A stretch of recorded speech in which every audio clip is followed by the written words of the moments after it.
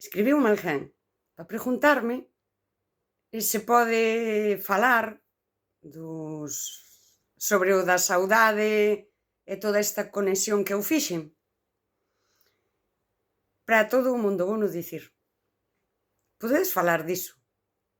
Está nunha playlist en YouTube. Eu sei que son vídeos random de pacotilla, pero tamén sei que ten solidez científica e filosófica. Logo, é literatura gris.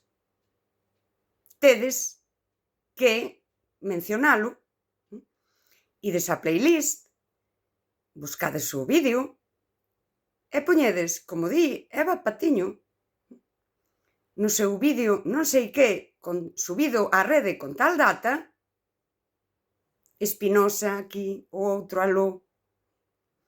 Literatura gris. Non está validado pola academia, nin está dentro das canles habituais, editoras e así. Porque esa playlist non é serva do tempo. E, sobre todo, non é serva do poder. Pero usádea. E subino precisamente para que fora da academia e fora do que diga o poder e fora do que digan as persoas que cren ter potestade para falar do pobo e ser a voz do pobo, teñan que pasar polo pobo, porque o pobo é soberano. O pobo galego non é servo do tempo. A academia sí, a universidade sí, la galleguidade toda sí, todas as institucións sí. Crean un pseudogaleguismo e fan o servo do tempo, acumulan papers, teses e cousas así, nunha liña cronolóxica. Pero o pobo soberano vive na eternidade.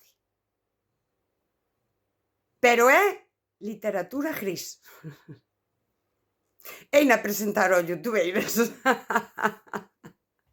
Se falo na rede estas cousas, e as falo fora de todo, é precisamente para que sexan do pobo. É unha boa tese. E meter a matemática, atopar a matemática na saudade transforma nun concepto filosófico e consistente. Non hai volta que lle dar, si. Eu, como son random de pacotilla, chego a esa integral, mais cando atopo que Deleuze tamén llo atribuíu a Spinoza, certamente pechouse o círculo, non? A idea que plantexei hai meses de que Spinoza facía filosofía da saudade e apoiándome en que medrou nun gueto portugués, que era así como unha hipótese random de pacotilla, non? E aí tamén como que se fai máis sólida e máis consistente a través de Deleuze. Por iso o digo. A miña tese é consistente, tanto científicamente como filosóficamente. É de todas nós, ou logo, isto que é. Non, isto que é.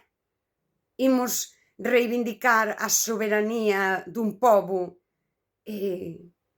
poñéndonos aí debaixo do xugo da academia e do poder. Aí non é. Mencionádeme, que tamén non vos costa nada.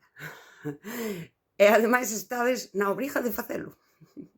Senón caeríades en plaxio. Que bonito!